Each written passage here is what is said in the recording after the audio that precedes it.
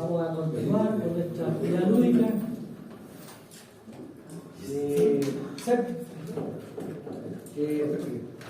Bueno, esta semana, ustedes saben que es la semana de que estamos recién comenzando las actividades y estamos resolviendo temas puntuales. Lo que sí les quiero pedir con especial atención es que yo estoy mandando los días lunes o martes al grupo, que me imagino que todos están en algún grupo. Yo mando el link del almuerzo. Entonces la idea es que en lo posible pongan especial atención a eso, porque yo debo entregar petición de almuerzo los días viernes en la mañana y no tengo opción de aumentar eso. Entonces, ¿qué sucede? Que, bueno, alguno que se inscribió usualmente o no viene o no necesita el ticket, y yo con los que me quieran, yo los voy distribuyendo. Pero claro, el tema es que los voy a distribuir, pero siempre hay alguien que quiera, profe, ¿por qué le dio a él y a no a mí? Entonces, genera discordia. De aquí, por favor, ¿quiénes no hicieron la inscripción del almuerzo? ¿No le llegó el link?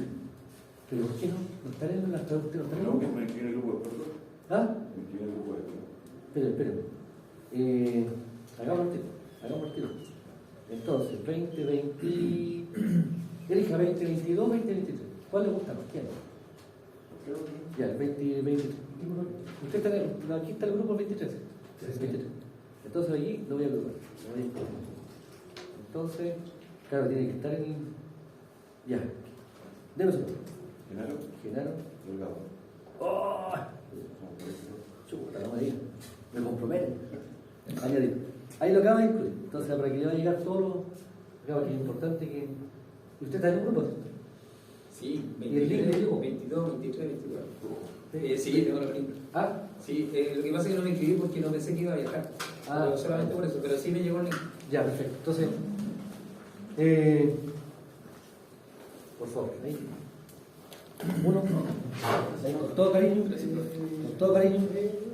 Ahí, con todo cariño. Ahí. Voy a tener que poner rojo, sí, porque uno viene a pedir, pero que estaba en la lista y no. Uy, pero bueno. Ya. Entonces, dicho esto, vamos a retomar lo que estábamos viendo de ser. Por favor, recordemos que lo que estamos comentando son aspectos generales. Estamos solamente en la parte de fundamento todavía. Yo sé que realmente puede que esto les genere una ansiedad, pero ya vamos a empezar con los cambios. Y por tanto, aquí veíamos el tema relacionado con las distintas topologías, la red de transmisión, la red de distribución, normalmente que se llama anillo, y la red, que es la que se aplica en todas las plantas industriales, que es una red que desafortunadamente, si lo compara con las otras, no tiene esta suerte de robustez. Y por tanto, si sale un elemento de servicio, lo más probable es que algún área quede sin servicio, y es la que se llama radial. Sin embargo, bastante más simple de elaborar. De hecho, en nuestras casas, por ejemplo, nuestra estructura es radial. Y por tanto, tenemos ahí fortalezas y debilidades. La fortaleza, ¿dónde está? Es mucho más fácil incorporar aquí un elemento de protección. Las protecciones son más fáciles de habilitar en sistemas radiales que en sistemas en anillo o sistemas interconectados. Ahora, dicho esto, cuando se trata de sistemas radiales, pues, recordemos que es necesario clasificar las cargas en críticas, esenciales y no esenciales, y la decisión que yo tomo es que las críticas, y eventualmente puede que yo incorpore las esenciales, necesito un grupo de nitrógeno para lo que son los equipos de fuerza, y para el caso de computadores, salas de control o áreas en los cuales necesito regularmente energía, pero en base principalmente a baja tensión, ya sea oficina, contabilidad, algún sector que tengo algún instrumento específico, porque por ejemplo evalúa calidad del producto, ahí necesito tener un respaldo de energía. Y ahí usamos las UPS. La UPS que puede ser monofásica o puede ser trifásica. Y por tanto aquí lo que tenemos es una estrategia en la cual ustedes en toda planta industrial se van a encontrar con estos dos esquemas. De hecho, una de las pegas que nosotros nos corresponde hacer es todos los días, en cierto horario, echar a andar el grupo electrónico a ver qué funciona. Y lamentablemente, todas las veces que hago la prueba funciona, excepto cuando lo necesito. La ley de Murphy es maravillosa, digamos, ¿está? Pero ese es un poco el tema de, y ahí uno tiene que ver el tema del tanque, ¿cierto? Que tenga el dispositivo, que tenga el combustible, ¿cierto? Necesario, ¿cierto? Dicho esto, aquí tenemos, ¿cierto?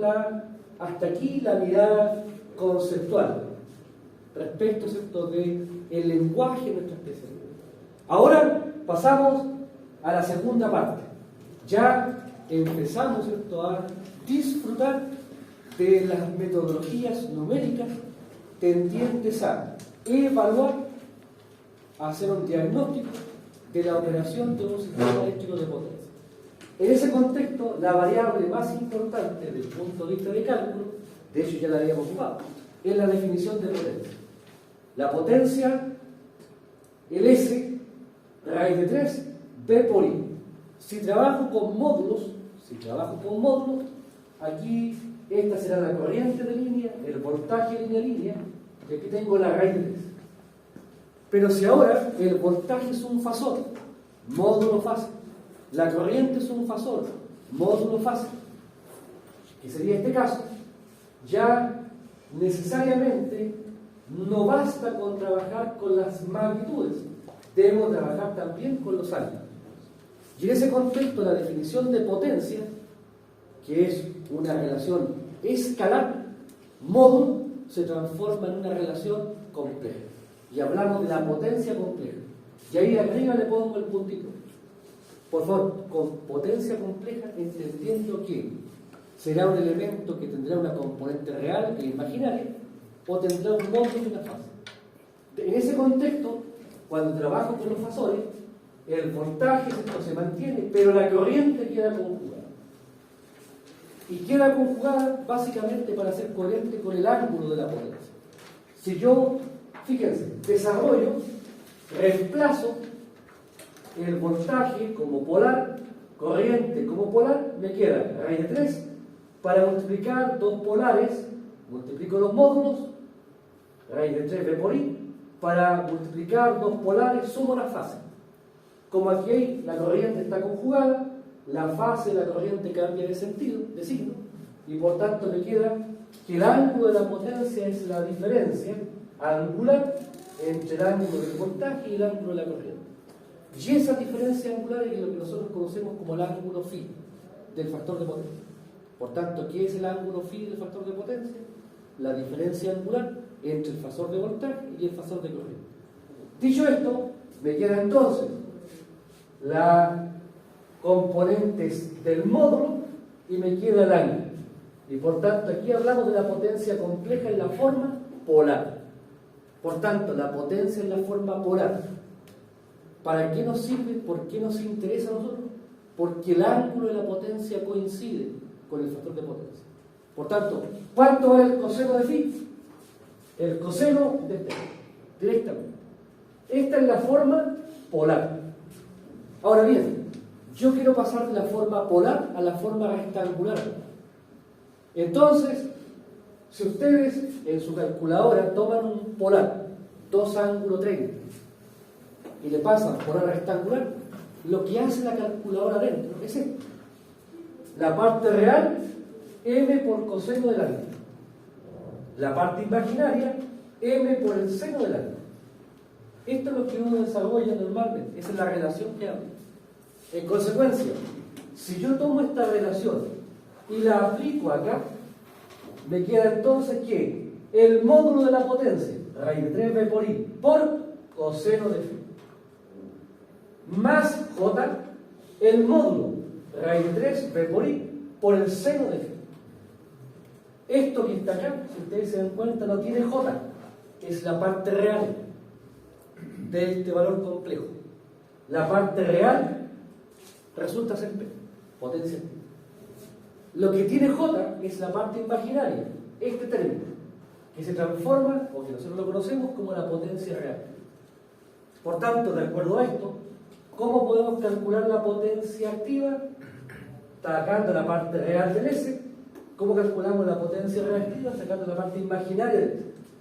¿Qué expresiones se definen? Raíz de 3, B por I coseno de phi, raíz de 3, B por I seno de phi. Ahora, complementando esto, tenemos también lo que ustedes ya han visto, que es el triángulo de potencia, donde aquí tengo en un cateto la potencia activa, en el otro cateto la potencia reactiva y la hipotenusa coincide con la potencia aparente. Y por tanto, de aquí se define entre el ángulo de la potencia activa y la potencia aparente el ángulo phi. Y por tanto, aquí yo digo, ¿cuánto vale P? P es S por el coseno de phi. ¿Cuánto vale Q? Q vale S por el seno de phi. ¿Y cuál es la relación entre P, Q y S? P cuadrado más Q cuadrado es igual a S cuadrado. Pi tal. Y por tanto se relacionan las magnitudes. Ahora, estas expresiones, aquí yo las he puesto y las he resaltado porque esto de repente nos origina algunos conflictos. Se nos confunden algunas cosas. Y por tanto es importante, ¿cierto?, ir avanzando en lo que son las definiciones tradicionales de potencia con lo que yo conozco. Yo conozco una instalación, el voltaje y la corriente. Aquí no está el voltaje y la corriente. Entonces la pregunta es, ¿cómo la relaciono? A partir de estas dos expresiones. Ahora, dicho esto, lo que vamos a comentar ahora, siguiendo con los aspectos, no sé si hay alguna duda respecto a alguna duda. Ahora, siguiendo con los aspectos relacionados con el tema de calidad, que ustedes lo van a retomar en la última unidad de la asignatura, tenemos el tema de cómo evaluar la calidad.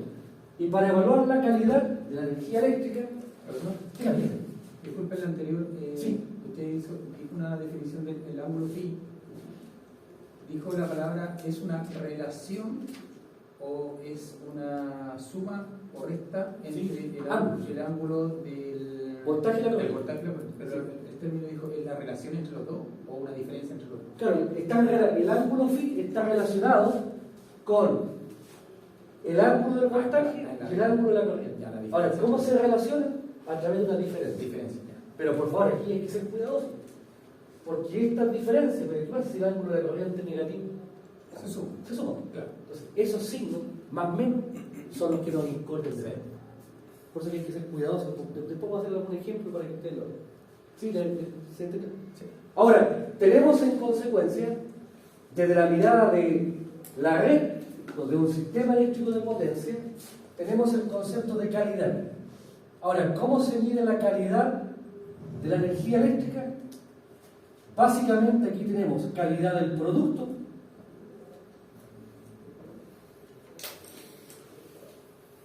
y lo otro es el concepto de calidad del servicio. Ahora, cuando hablamos de calidad del producto, la variable que nos interesa aquí es el voltaje. Cuando hablamos de calidad del servicio, aquí aparece otra componente, que es cómo la empresa eléctrica se vincula con el cliente. Y por tanto aquí tiene que haber una atención adecuada, lo que significa horarios,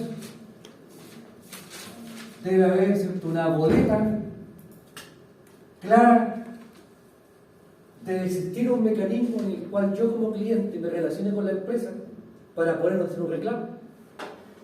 Si hay un corte de energía, la empresa tiene que avisarlo con tiempo sin programar.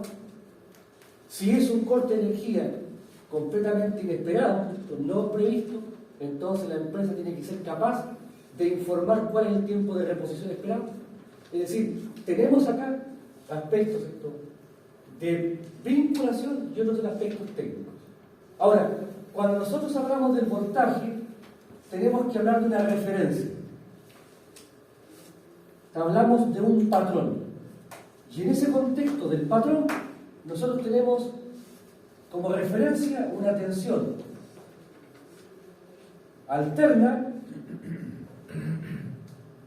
Más o menos.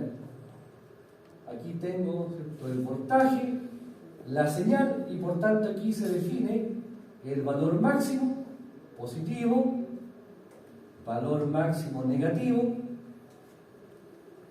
magnitud.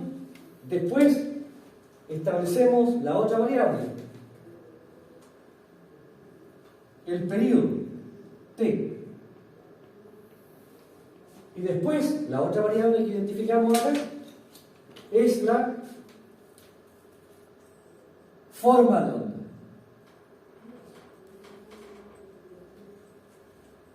En consecuencia, cuando evaluamos la calidad de la energía eléctrica tenemos que ver relaciones de magnitud, variaciones o no del periodo o frecuencia y también distorsión de la onda de tensión.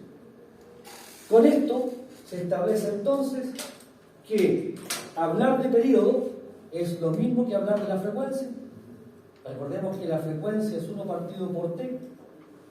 En el caso de nuestra red, la frecuencia es 50 Hz. Aquí, la frecuencia de nuestra red, 50 Hz. Lo que significa entonces que el tiempo asociado a este delta, o el periodo, son 20 milisegundos. Después, la forma de onda. ¿Qué es lo que estamos buscando con la forma de onda? Básicamente que no exista este concepto de distorsión. Que no exista distorsión en la onda. Y respecto del valor RMS, del valor máximo, este valor máximo, positivo o negativo, se relaciona con el valor RMS a través de una constante que es raíz de 2. Y por tanto de aquí se establece lo que se llama el factor de cresta. Voltaje máximo partido por voltaje RMS. Y que tiene que ser raíz de 2. Si el factor de cresta no es raíz de 2, eso me indica que la señal no es perfectamente ascendente. Tiene desafortunadamente algún defecto, alguna deformación. Por tanto, 3 factores que nos permiten guiar este concepto de calidad. Ahora, desde el punto de vista de la distorsión, normalmente aquí, en la distorsión, hablamos de transitorios, hablamos, ¿cierto?, de desbalances, o desequilibrio, mejor, desequilibrios, hablamos, ¿cierto?, de desequilibrio, hablamos de armonía. Por tanto, tenemos 3 aspectos a destacar desde el punto de vista de la mirada de la magnitud. Ahora también, desde la magnitud, nosotros hablamos aquí del sag, del swell, de la sobretensión, de la subtensión. Y en el ámbito, ¿cierto?, de la frecuencia, también aquí podemos relacionar la frecuencia con el concepto de Flicker. Por tanto, cuando se trata de evaluar el funcionamiento y calidad de una red, nosotros incorporamos distintos elementos para poder hacer este diagnóstico. Y asociado a cada uno de estos elementos aparecen elementos numéricos, índices de evaluación. Y eso es lo que vamos a comentar ahora. Entonces, lo primero, ¿cierto?, que vamos a comentar, insisto, respecto de esta referencia, tiene relación con, ¿cierto?, los cortes de suministro. Dígame. El azul, la esquina superior izquierda, Sí. dice SAC, sobretensión y Subtensión. Presión. Entonces tenemos acá los cortes de energía. El corte de energía es el caso más extremo, porque es la ausencia de voltaje. Y por tanto, en ese contexto, nosotros hablamos, ¿cierto?, de cortes momentáneos, transitorios o sostenidos. El concepto de transitorio, momentáneo, sostenido significa el impacto que produce ese corte. E incluso, si nosotros hablamos de un corte momentáneo, hablamos de un microcorte, lo que significa que no toda la instalación se va a afectar. Solamente algunos elementos van a detectar esta problemática. Si es temporal, algunos elementos van a detectar y otros no. Y por tanto, el efecto o el impacto respecto del tiempo del corte va a depender, ¿cierto?, finalmente del elemento al cual yo le estoy sometiendo ese voltaje. Ahora, dentro de los cortes de suministro tenemos un elemento para poder evaluar o catalogar o clasificar las empresas eléctricas. En las empresas eléctricas, cuando uno habla de corte de energía, habla de 2 factores. Hay otros más, pero aquí he puesto los más importantes: el SAIDI y el SAIFI. El SAIDI de duración, El SAIFI, F, frecuencia. Es decir, el SAIFI lo que cuantifica es cuánto tiempo duró la pérdida de suministro eléctrico. Y eso se prorratea en función de la cantidad de clientes. Aquí está el tiempo que cada cliente quedó sin energía y se prorratea respecto al total de clientes. El SAIFI no interesa la cantidad de tiempo que quedó sin energía, sino que la pesa. Y por tanto hablamos aquí de la cantidad de clientes que quedaron sin energía, no importa el tiempo, a partir, ¿cierto?, del número de clientes abastecidos. Cuando nosotros hablamos del SAIFI, hablamos de minutos. Y minutos al año. Hablamos de minutos al año. Y por tanto, yo evalúo, porque cada empresa eléctrica tiene que hacer un reporte respecto a estos factores. Y en función de eso se verifica y se cataloga la empresa, se hace un ranking. Ahora, aquí hablamos de minutos al año. Se establece en términos de referencia que no debería superar los 10 minutos al año. Pero esto va a depender si el corte es un corte programado o si es un corte asociado, ¿cierto?, a una condición ambiental. Ahí, entonces ya hay unos paliativos ahí para poder renegociar, digamos, este factor. Dígame. Señor, dos cosas, por favor. El concepto de SAIFI no me quedó claro, y lo otro, el significado de las siglas, para poder asociar. SAIFI, es un factor que evalúa la duración del corte de energía. Y el SAIFI, lo que evalúa es un factor que está midiendo la frecuencia o la cantidad de cortes que se producen en un año. Al año. Al año. Todo esto son mediciones al año. ¿Sí? Y por tanto, insisto, estos son dos factores, hay otros más. Si ustedes googlean y ponen SAIFI, aparecen pantallas gloriosas. Las empresas eléctricas les interesa. Ahora, en una planta industrial, esto no tiene ningún sentido. Por tanto, tiene un contexto, insisto, de empresa eléctrica. Ahora, vámonos al aspecto relacionado con los transientes. Distorsión de la onda. Aquí, cuando nosotros hablamos de transiente, hablamos de dos tipos. El de la izquierda se llama transiente tipo impulso. Si ustedes se dan cuenta, la onda estaba tiki-taka y de repente, ¡pum!, apareció, ¿cierto?, una bestia, ¿cierto?, de impacto, ¿cierto? Normalmente se le llama spike también, usando sigla inglesa. Ahora, aquí tenemos un aumento rápido y de alta magnitud. Esta magnitud puede ser 1,5, 2 veces, hasta 3 veces la tensión lumínica. Ahora, ustedes verán, ¿cierto?, que el impacto de este transiente va a ser el instante en el cual pilla la onda. Si la onda la pilla aquí, ahí más o menos, pero si justo el transiente pilló la señal en el pic, se suma el efecto. Ahora, ¿cuándo tenemos esta situación? Normalmente frente a descarga atmosférica.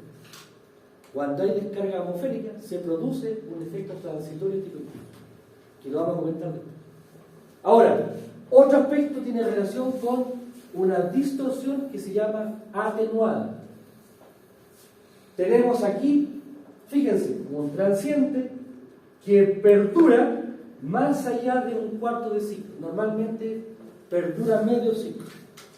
Y esto, que está aquí, es un transiente normalmente asociado a energización.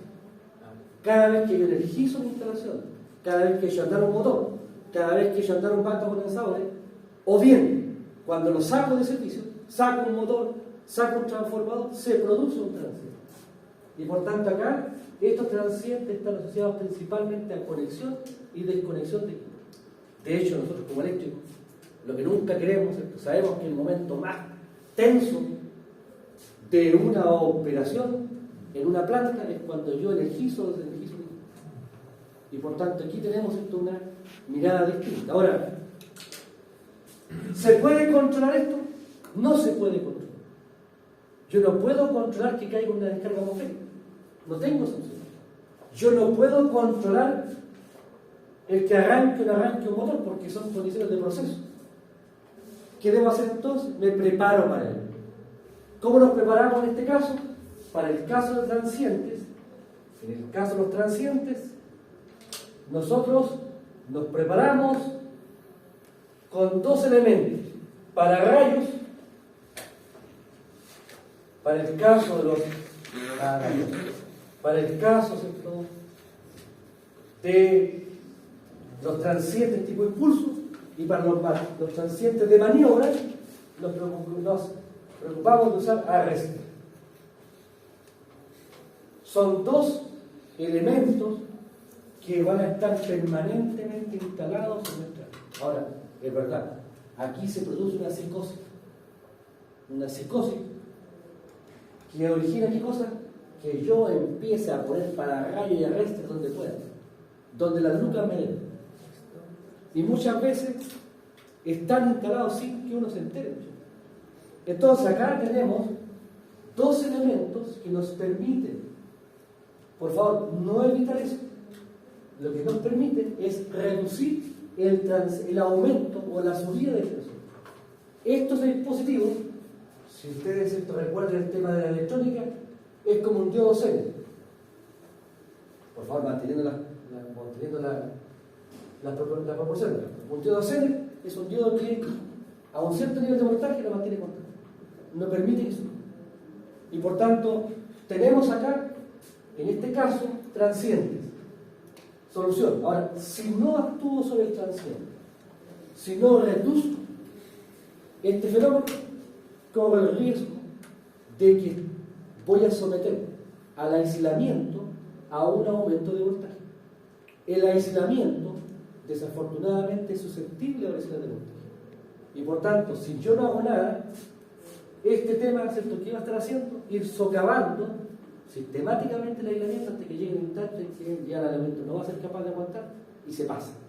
Se rompe, se triza, y por tanto, en ese contexto, a la pérdida de aislamiento le viene, ¿cierto?, una condición de falla, un cortocircuito. ¿Sí? Por tanto, aquí tenemos otra mirada, que también, insisto, la vamos a comentar en su momento. Ahora, después están los temas de magnitud. Profe, ¿podría recordar que lo que era el arrester?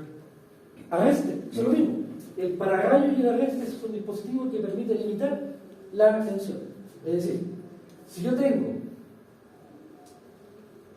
una red, aquí instalo un arrester o un pararrayo, entonces aquí viene la tensión,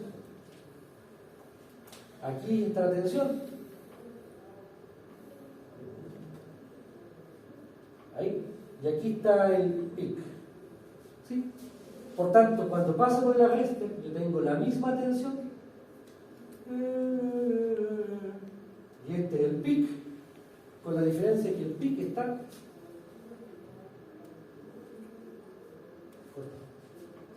Por tanto, esto es respuesta natural. Esto es lo que pasa. Esto es lo que pasa cuando yo incorporo el arrester. Toda esta zona que está aquí arriba, que ya no aparece, es porque el arrester la ha en cierta medida anulado. En ambos casos es para alta tensión. No, el pararrayos es para alta tensión. Ya. El arrester es para media tensión. Ah, ¿Sí? ya. Por eso es que tiene nombres distintos. Ya. Eso. De hecho, vamos a ver después fotos para que ustedes vean de qué se trata y algunos aspectos relacionados. Aquí estamos recién comentando, después lo vamos a retomar. Sí. Ahora, tenemos en consecuencia transiente. Vamos a las tensiones, la magnitud de tensión. Fíjense, si ustedes se dan cuenta, las formas de onda no se distorsionan, siguen siendo senoidales. La única diferencia es que la magnitud cambia. Y por tanto, nosotros hablamos acá, en esta zona, de una, fíjense, la tensión estaba bien y de repente, ¡pum!, bajó. Puede bajar un 10%, un 12%, un 20%, etc. Ahí, ¿qué otra cosa vemos? Que la tensión bajó, pero por un periodo de tiempo menor a 1 minuto. Este fenómeno se llama SAC. Disculpe, ¿eso es cuando se añade una carga al servicio de red? Es, aquí por ejemplo, ¿cuándo ustedes se van a encontrar con este fenómeno? Cuando arranquen un motor. Claro, baja la... Si arranca un motor, ¿el motor cuánto dura en partir? Menos de 1 minuto. 20 segundos, 30 segundos. Por tanto, aquí tenemos un SAG. S-A-G. El SAG es una caída de tensión transitoria, con un fenómeno que dura menos de 1 minuto. Ahora, ¿cuál va a ser la profundidad de la caída de tensión? Va a depender principalmente de la potencia que yo esté insertando o esté aumentando, ¿cierto?, en la red. Y también va a depender de las características de la red. Si la red es débil, se produce una mayor profundidad de la caída de tensión. Si la red es robusta, se produce una menor intensidad, ¿cierto?, y profundidad de la caída de tensión. Tenemos... Dígame. Eso tiene que ver con la calidad del producto y no con la, o con la calidad del servicio. ¿Cabe en ambas clasificaciones? No, calidad de servicio y la atención comercial.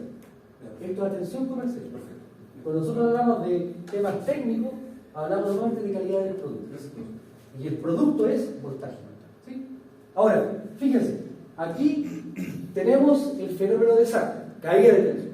Lo opuesto, la subida, es bueno. De nuevo tenemos un fenómeno en el cual la tensión estaba tiquitaca y de repente ¡pum!, sube.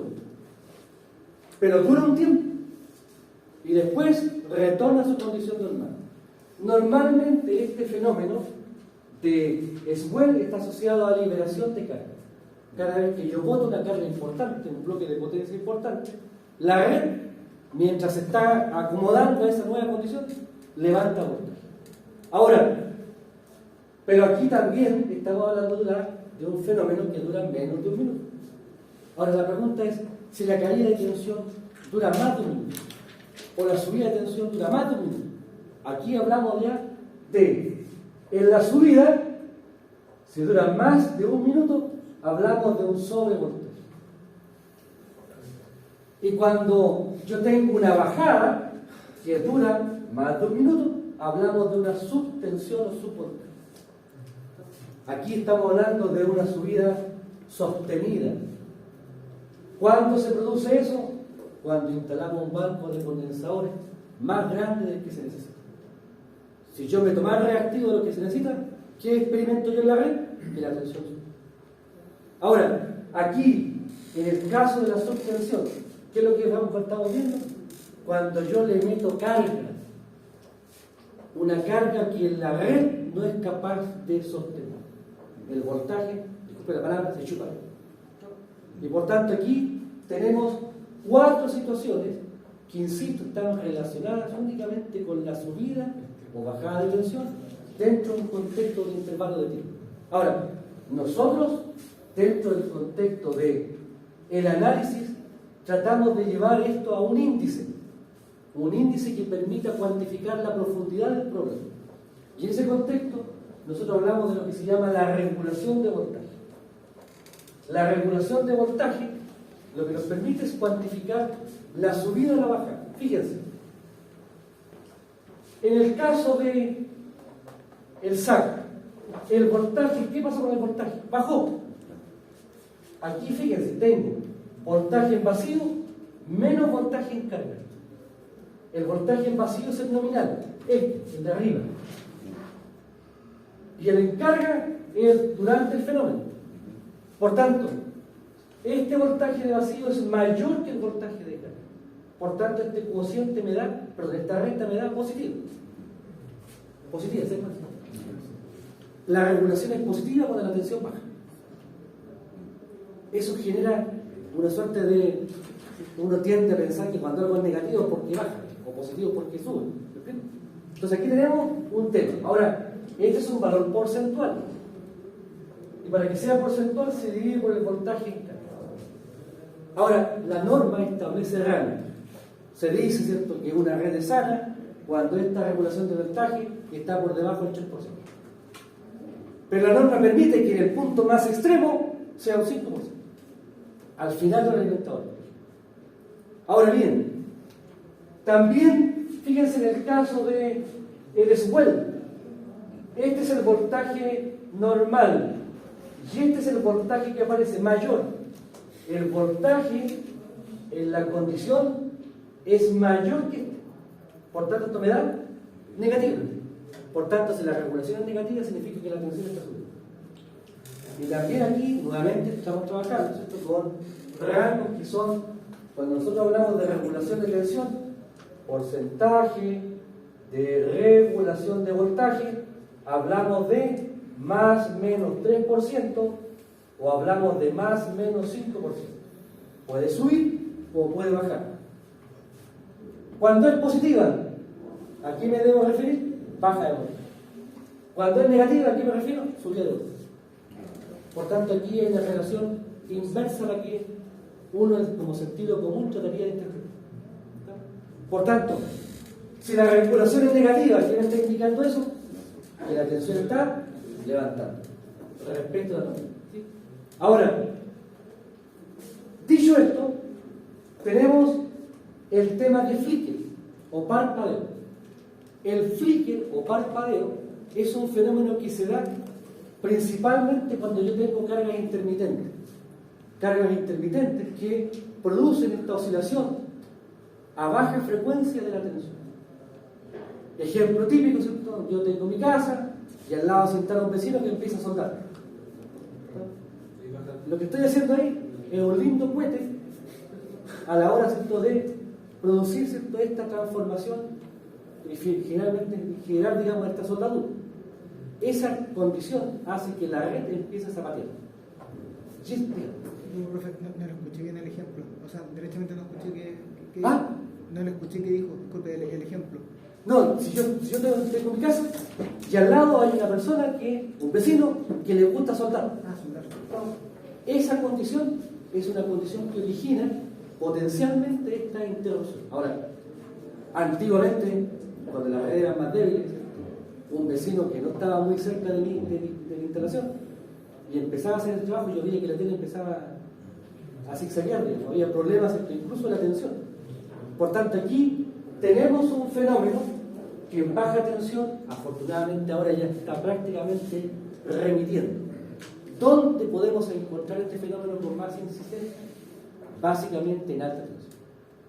En alta tensión, cuando yo tengo clientes importantes que tienen carga variable o intermitente, yo tengo acá una mayor probabilidad de tener este fenómeno. Fíjense, en rojo la tensión normal, en azul este fenómeno. La tensión sube, baja. Ahora, este fenómeno de flicker tiene una particularidad. La frecuencia del flicker normalmente está en torno a los 10 Hz. Es decir, fíjense, si yo analizo la señal ondulante que está aquí, si ustedes se dan cuenta y saco la frecuencia de esa señal ondulante que se acopla, lo que yo tengo es una frecuencia en torno a los 10 Hz. Ahora, ¿cuál es el problema? El problema es que el ojo humano, en promedio, reacciona a los 8,8. Es decir, si yo tengo esta luz acá, de los fluorescentes, yo la veo continua. La veo continua porque yo la saqué la frecuencia de ese foco. La saqué de 8,8. Pero si el fluorescente empieza a fallar y yo empiezo a percibir ese parpadeo de la luz, es porque aquí tengo una frecuencia cercana a 8,8. A 50 Hz yo veo la luz continua. Ahora, ¿esto qué origina? Dos problemas. Primero, sincronización. Si yo tengo un generador que quiero conectar a la red, ¿qué es lo que debo hacer con el generador? El generador debe entregar la misma tensión que hay en la red. El generador está hecho para entregar una tensión terminal alterna, pero se encuentra con la azul. Entonces no encaja la tensión que está entregando el generador con la tensión de red. Y nunca se puede establecer el empleado. Y no sincroniza, no entra el generador. Y la otra, que es la más grave, tiene relación con un problema, ¿cierto?, que es la epilepsia. Hay personas fotosensibles que cuando son sometidas a un parpadeo, desafortunadamente pueden estadísticamente desencadenar un ataque de epilepsia. Y por tanto, en ese contexto ahí entramos una problemática, ¿cierto?, más bien de salud. Ahora, si eso ocurre dentro del contexto laboral, sabemos que la epilepsia genera una absoluta pérdida de control y por tanto eso puede desencadenar desafortunadamente un accidente. Ahora, el otro tema son los desequilibrios. Fíjense, en rojo las tensiones ABC de una red. Y en azul he puesto, si ustedes se dan cuenta, las tensiones son alternas. Son alternas. Pero tienen diferente magnitud entre una fase y otra. Lo rojo es lo ideal. Lo azul es lo real. De hecho, en el laboratorio, donde uno tiene un espacio de bastante confort, uno logra tener señales trifásicas perfectamente equilibradas y sin desequilibrio. Y por tanto acá tenemos también un fenómeno que se produce por ejemplo, una mala distribución de las cargas monofásicas en cada fase. Después, un equipo que esté operando con alguna saturación. Y por tanto, esta situación se puede dar en mayor o menor medida. Para ello, ¿qué se hace? Se usa un factor de desequilibrio. Este factor de desequilibrio se calcula, los instrumentos calculan este factor, y si este factor de desequilibrio porcentualmente me da menor al 3%, estamos bien. Si me da solo el 3%, ya estamos mal. Ahora, respecto de Flicker, me faltó. En el tema de Flicker hay dos factores, el PST y el PRT. Son dos índices que permiten evaluar el impacto de Flicker. El PST es una medida cada 10 minutos.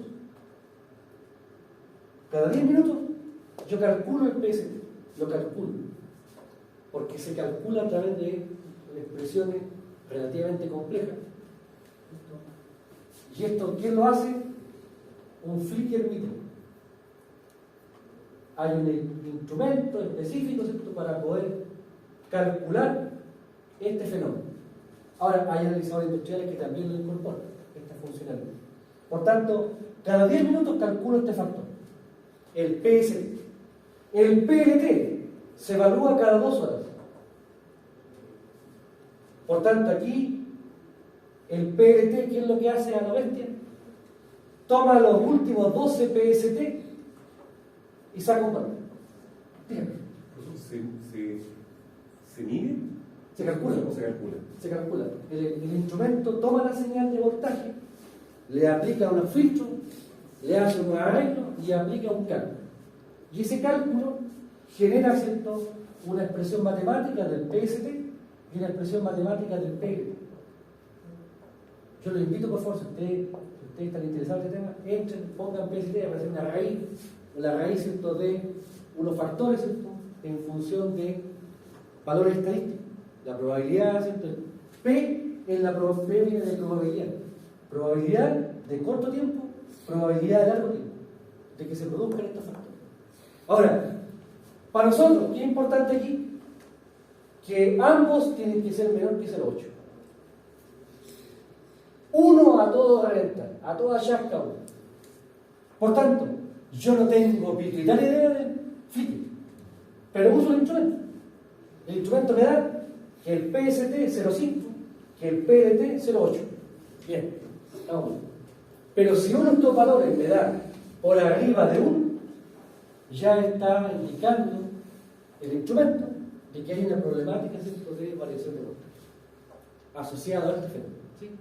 Tenemos entonces factores, por favor, estos aspectos que los estoy planteando aquí a vuelo de pájaro. Después, en su momento, usted, ya sea conmigo o con el profesor, para ir viendo. Dígame. Una cosa pequeña. El parpadeo, entonces, grande rango viene siendo una intermitencia de frecuencia.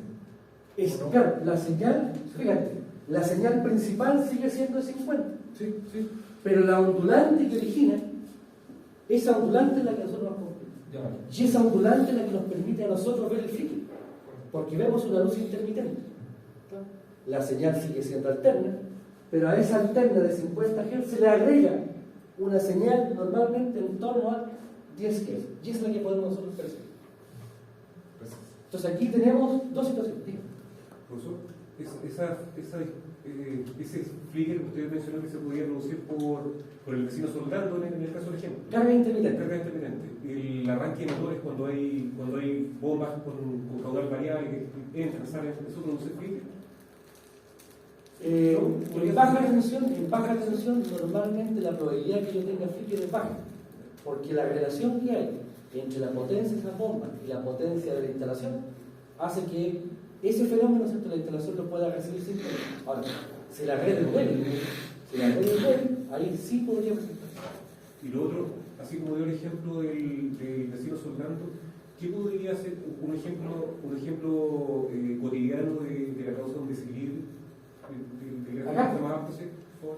Este desequilibrio normalmente se puede presentar cuando yo tengo carga monofásica, que no la distribuyo correctamente entre cada fase. O sea, por ejemplo, aquí yo tengo una instalación trifásica, pero también en esa instalación trifásica tengo distintos consumos monofásicos. Y yo debo procurar balancear esos consumos. Justamente, ¿cierto?, tratando de evitar esta situación. Pero aquí, por favor, no es solamente desbalance. Si un trafo empieza a tener problemas y empieza a saturar, porque ya tengo, ¿cierto?, la componente magnética, ¿cierto?, ya desgastada, lo que yo voy a empezar a ver es que en el secundario transformador empiezan a aparecer estas condiciones, de que no hay una tensión trifásica de salida en forma perfectamente equilibrada. Ahora, en el caso de un motor sucede lo mismo. En el caso de un motor, el motor trifásico, teóricamente sabemos que las corrientes de fase son las mismas, pero el motor va perdiendo esa cobertura. Si a ese motor se quemó y alguien lo reparó y lo rebobinó, tengan la certeza de que ya ese motor perdió esa identidad trifásica equilibrada. De hecho, no quiero aquí, pero una de las formas que uno puede rebobinar un motor es pesando. No es que vaya a contar la vuelta, sino que lo pesa y el devanado, ¿cierto?, y hace una réplica. Y por tanto eso va girando diferente. Aquí, este aspecto de desbalance de voltaje genera también un desbalance de corriente. Ahora, nosotros en esta mirada, para esta problemática, para reconocer esta situación, nosotros tenemos un tremendo aliado, que es la cámara termográfica.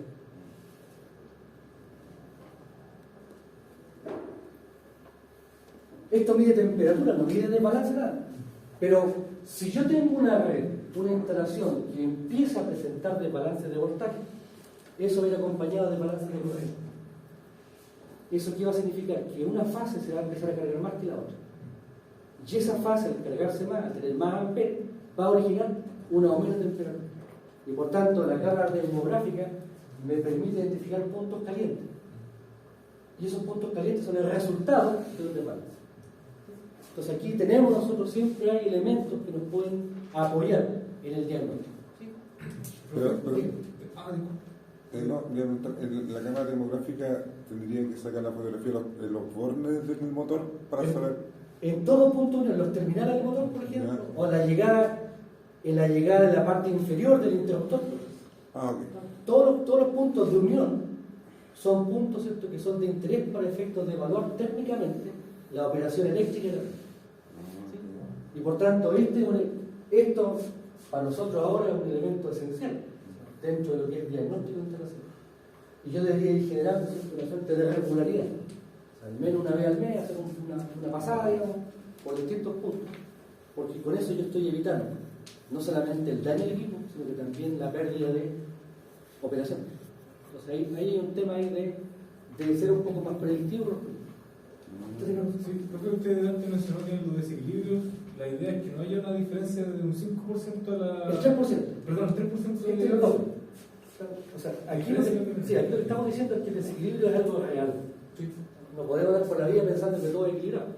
Pero ¿hasta dónde? Entonces aquí el tema es que uno debería esperar una desviación de los voltajes no más allá del 3%. Y para eso, si ustedes usan un instrumento analizador industrial, el elemento analizador industrial usa lo que se llama el factor de desequilibrio. Y este factor de desequilibrio numéricamente lo calcula, da un valor, lo importante es que ese valor esté por debajo del 3%. De hecho, en protecciones, si el desequilibrio aumenta más allá del 3%, las protecciones deberían botar. Porque si no hago nada, ese equipo se va a quitar. ¿Se entiende? Ahora, tenemos desequilibrio. Vámonos ahora a el otro tema. Armónico. ¿Qué es armónico? El armónico no es nada más que un procedimiento numérico que nos permite cuantificar qué tan distorsionada está la señal. Por tanto, los armónicos vienen a orientar si la distorsión de la señal senoidal es razonable o definitivamente tengo que atacar el problema. Ahora, desde esta mirada, el armónico, ¿qué recuerda? Me recuerda que, si ustedes se dan cuenta aquí, tengo la señal segmentada en rojo, que sería el ideal, lo tope. Y en azul está la señal real, registrada. ¿Qué vemos? La distorsión existe, pero es regular. Se repite ciclo a ciclo. Y por tanto, la distorsión que existe está asociada a una señal periódica. También puedo tener esta situación, una distorsión donde un ciclo no es igual al otro. Y aquí, cuando se trata de esta situación, estamos hablando de interarmónico.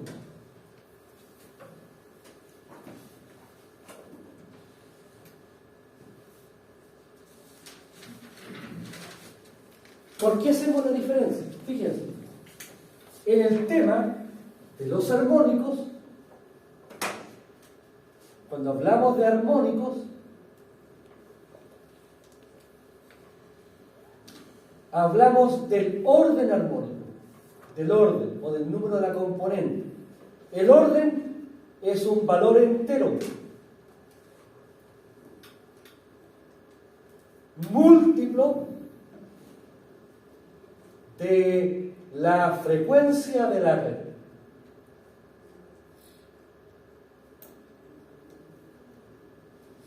A este orden armónico, algunos libros le llaman H, otros le llaman K. Entonces yo digo, bajo ese contexto, H igual 1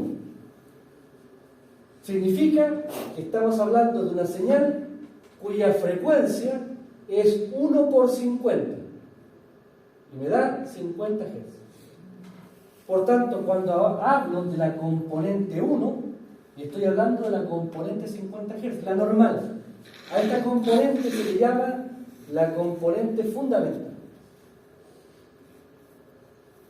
Por tanto, la componente fundamental es la señal de 50 Hz. Si no hubiese armónico, ideal, la señal es perfectamente senoidal y tiene solamente componente fundamental. Pero también yo puedo tener H igual 2. ¿Qué significa esto? Que la frecuencia es 2 por 50 y eso me da 200 Hz. 100. Perdón, 100. Y aquí hablamos del segundo armónico. Segundo armónico. Segundo, porque es 2 veces la frecuencia de la red. Después tenemos, si H vale 3, tenemos que la frecuencia será 3 por 50, y esto me da 150 Hz. Y hablamos del tercer armónico.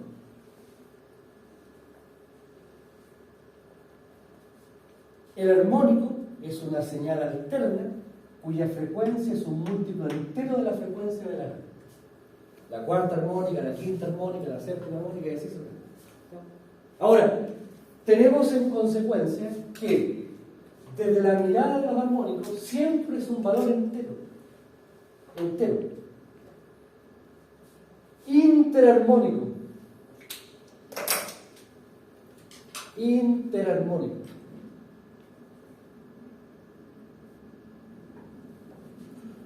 Es frecuencia decimal. ¿O no? No decimal. También puede ser frecuencia. Esta es una frecuencia con un múltiplo no entero de la frecuencia de la red.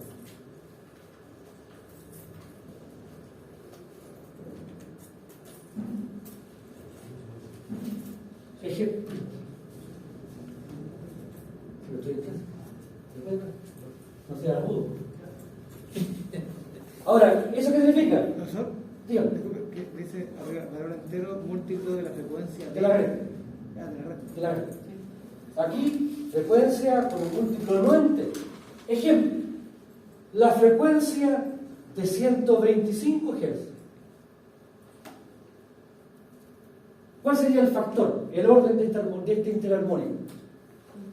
Aquí el H será 125 partido por 50. ¿Y eso me da, por favor? ¿Ah? 2,5.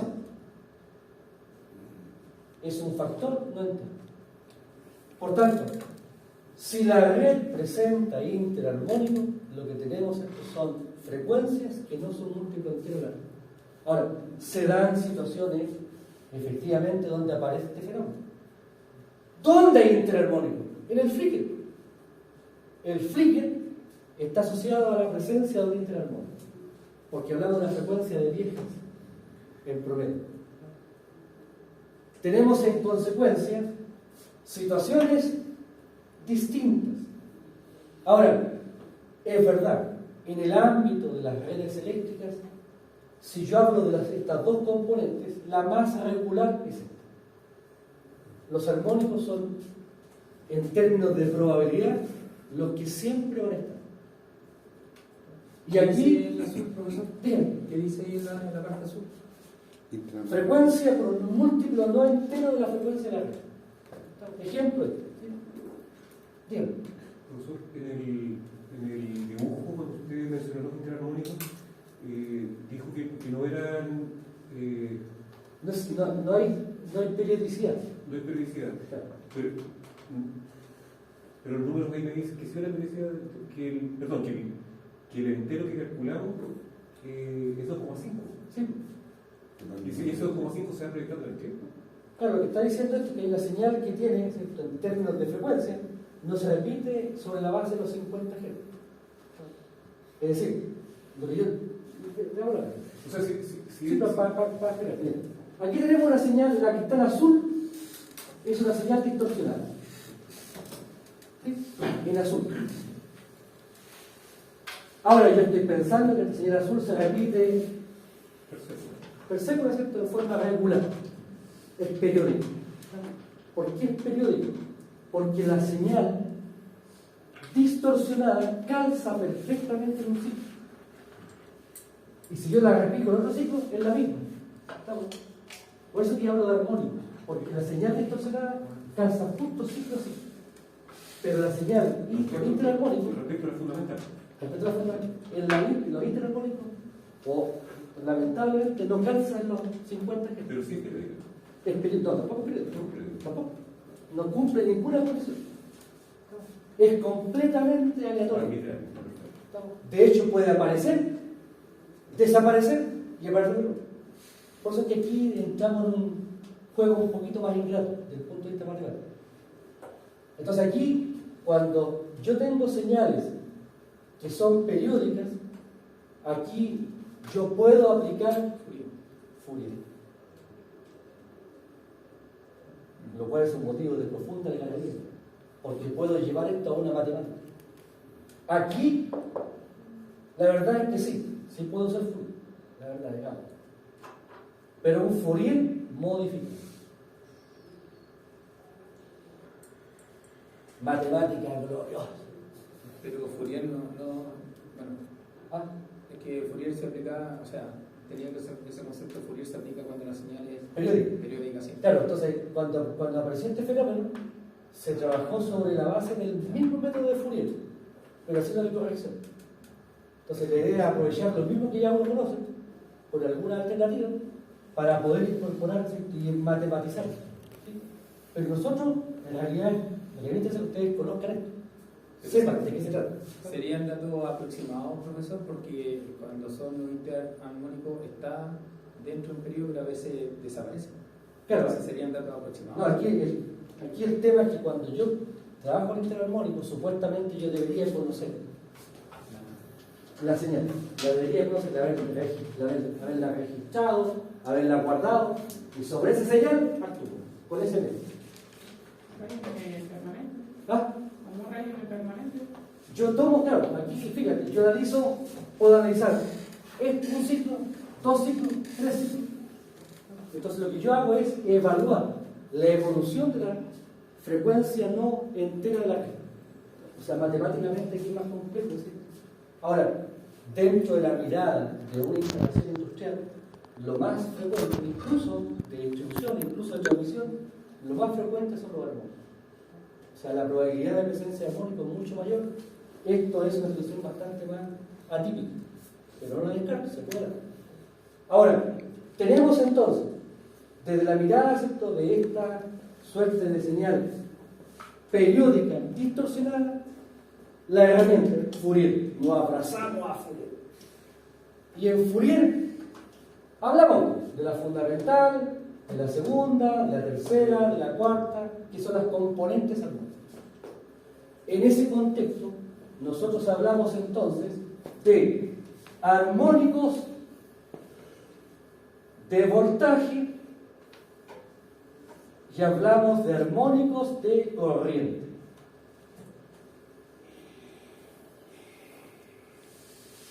Hablamos de una señal de voltaje distorsionada, una señal de corriente distorsionada. Ahora, para efectos de evaluar los armónicos, entonces nosotros planteamos esta suerte de transformada de Fourier. Entonces la transformada de Fourier nos permite determinar el orden armónico,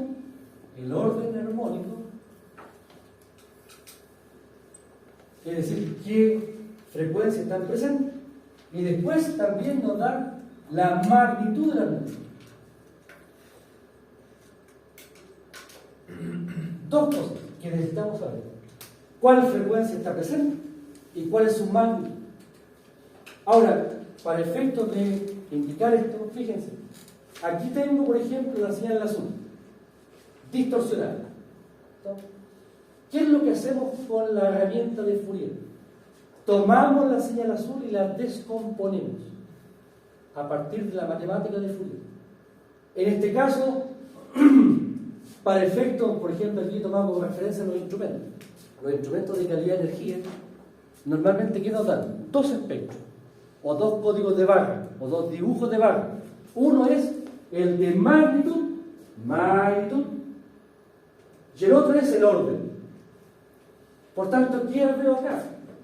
Que en la señal que estoy analizando está la fundamental, 50 Hz, y hay una señal de 3 veces la frecuencia de la red, o sea, de tercer armónico. Aquí no hay ni quinta, no hay séptima, porque está en cero. Por tanto, la inspección visual de ese código de barra, o ese espectro en barra, me da cuenta de qué armónico hay. Y además, con el eje Y puedo determinar la magnitud. También el instrumento me calcula la fase. Fíjense, la fase de la fundamental, 30 grados. ¿Qué me está indicando? Que si yo dibujo la fundamental, no está en fase con la señal distorsionada, está con un desplazamiento de 30 grados. Y además, en el caso de la tercera, está con un desfase de 60 grados. Ahora, ¿qué significa fundamental? Significa que la señal de 50 Hz, un periodo de la señal de 50 Hz, calza perfectamente en un periodo de la señal original.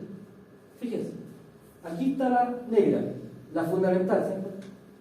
Calza justo en un periodo. ¿Qué significa la tercera? Que en un periodo de la señal de red, de la original, hay 3 periodos de la componente de red.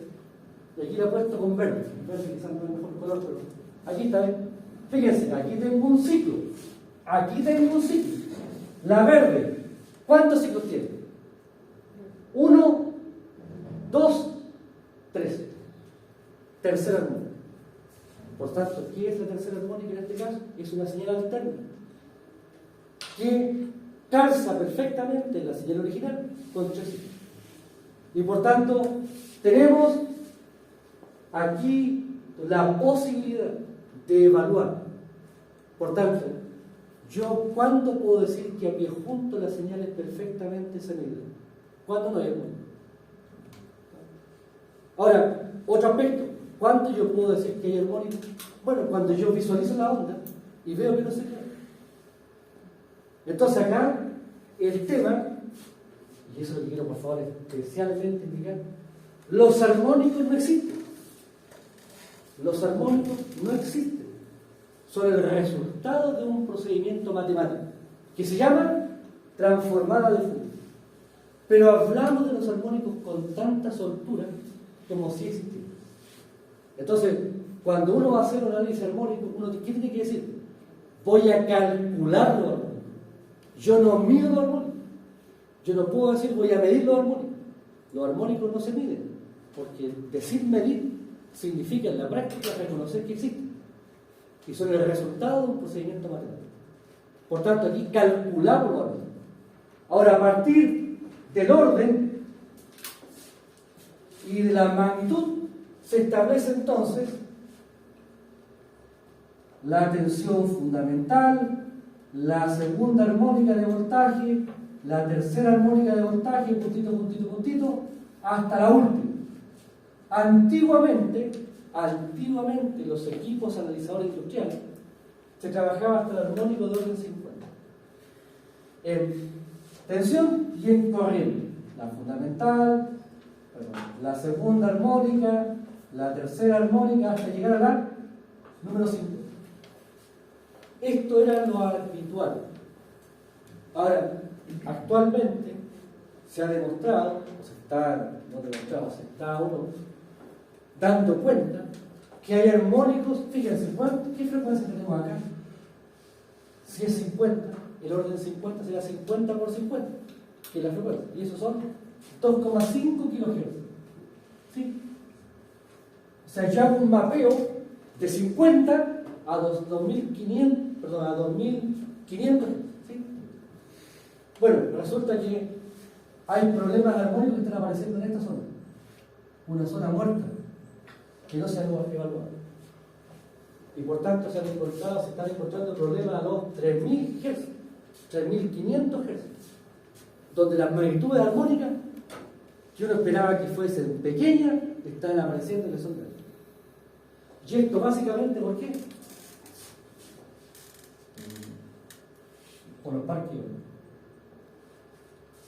Los parques eólicos están originando, dentro de lo que es la operación de una red eléctrica, frecuencias armónicas por arriba de los 2500 y que lo estaban siendo detectadas por, desafortunadamente, la instrumentación. Y por tanto ahora se está hablando, ¿cierto?, de armónicos y megaarmónicos. Megaarmónicos, armónicos de alta frecuencia, que antiguamente no estaban presentes porque los parques eólicos eran acotados, pequeñitos, comparados con la red de 60, de 50 km. Pero ahora ustedes sabrán que hay una cantidad enorme de nuevos proyectos. Y eso está originando un cambio de actitud en la operación de la red. Ahora, tenemos, de acuerdo a esto,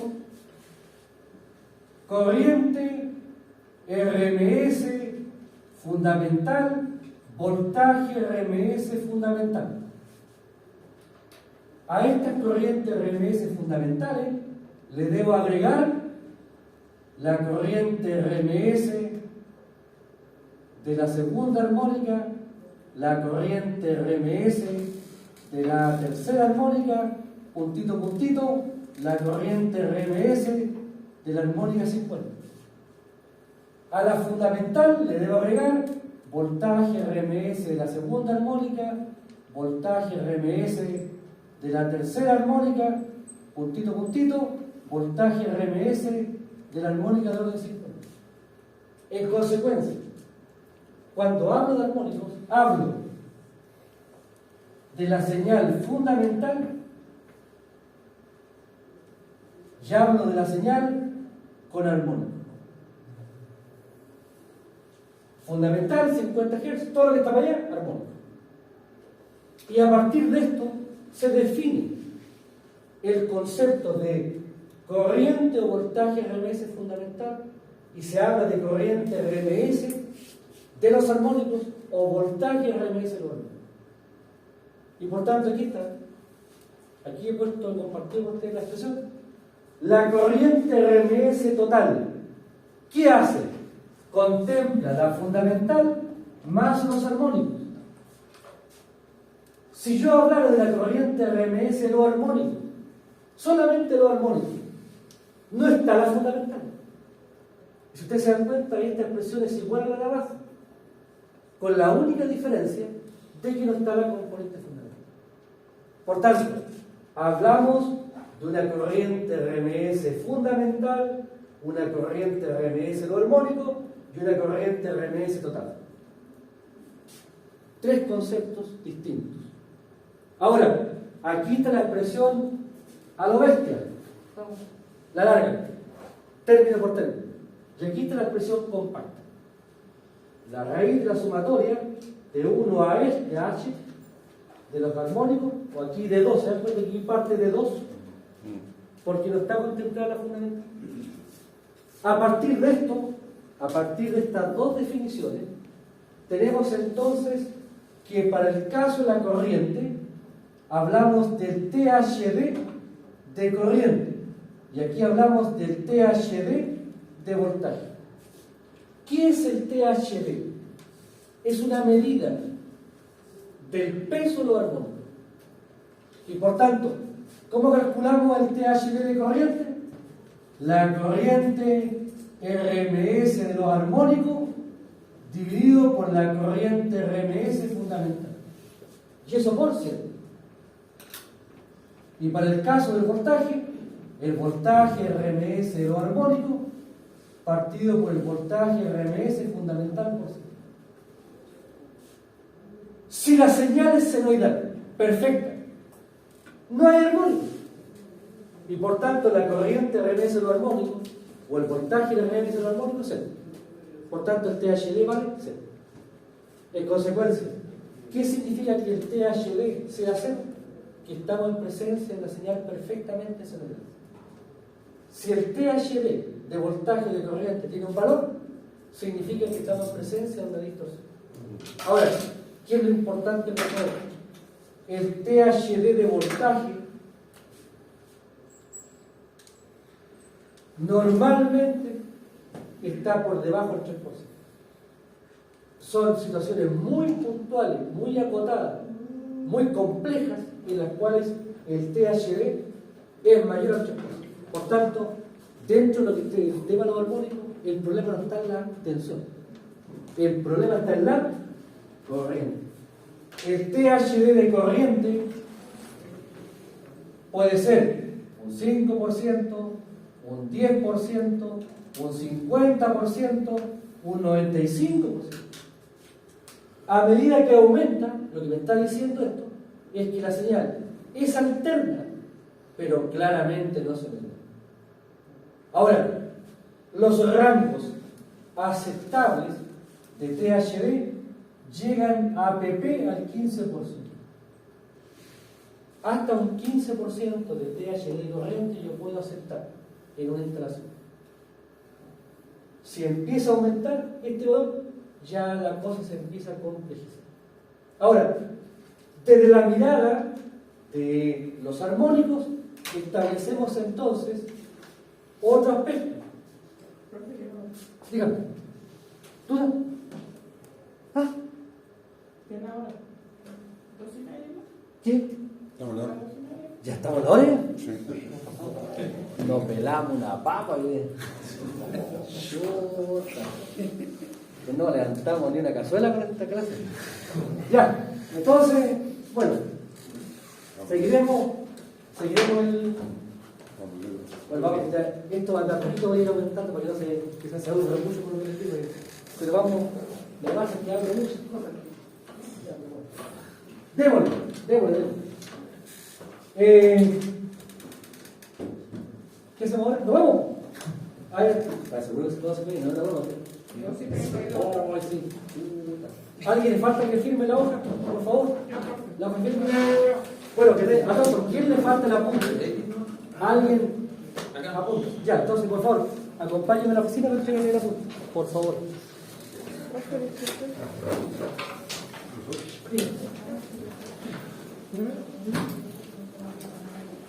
¿Aló? Dile, por favor, que hagan el disco, si no, chamando con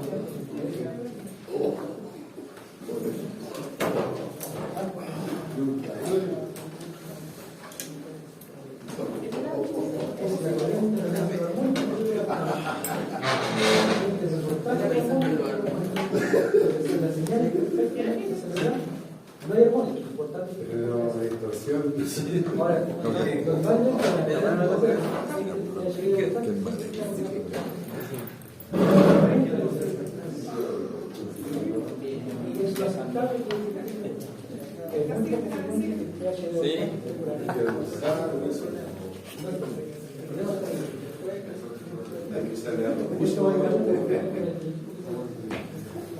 hasta 15% se entiende que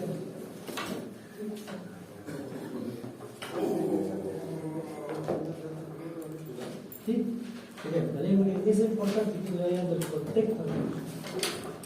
La repito, hay que tomar el gusto, digamos. El porcentaje de revolución de voltaje negativo se implica aquí. Bueno, si es negativo, significa que el voltaje está por arriba.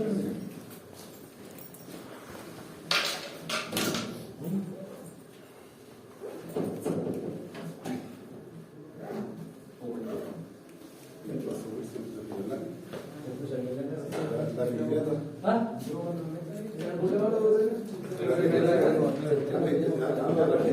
Sí. No, no sé, está ¿Se trata de un lápiz? Sí. Un lápiz express. Ha sido realmente un parto. Al final, Pero bueno, si este no te